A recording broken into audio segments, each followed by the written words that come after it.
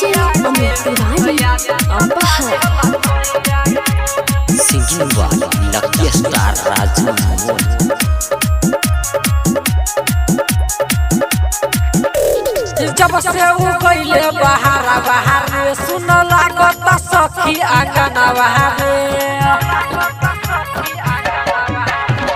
जब से उ गइले बाहर सुन लागत सखी आंगना बाहर चीख के ना गइल सखी सुआद उठल लिया के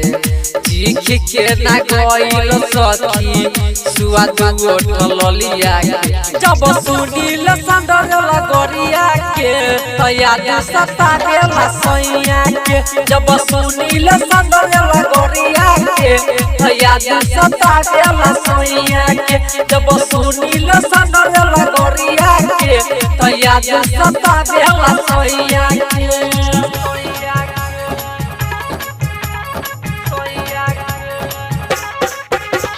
DJ Amit Tiwari Apahar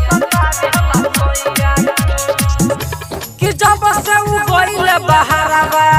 हम कइले उ फोन रे हबात नि दर्द रे सखी हमर सजन रे जब से उ गइले बहारवा हम कइले उ फोन रे हबात नि दर्द रे सखी हमर सजन रे चूड़ी लहठी बिना सख उजरल कलहिया के चूड़ी लहठी बिना सख उजरल कलहिया के जब सुनील संदरल गरिया के तो याद सतावेला सैया के जब सुनील संदरल गरिया के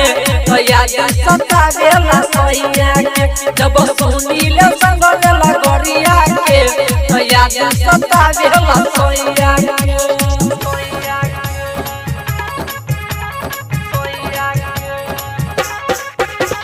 DJ Amit Tiwari Apahar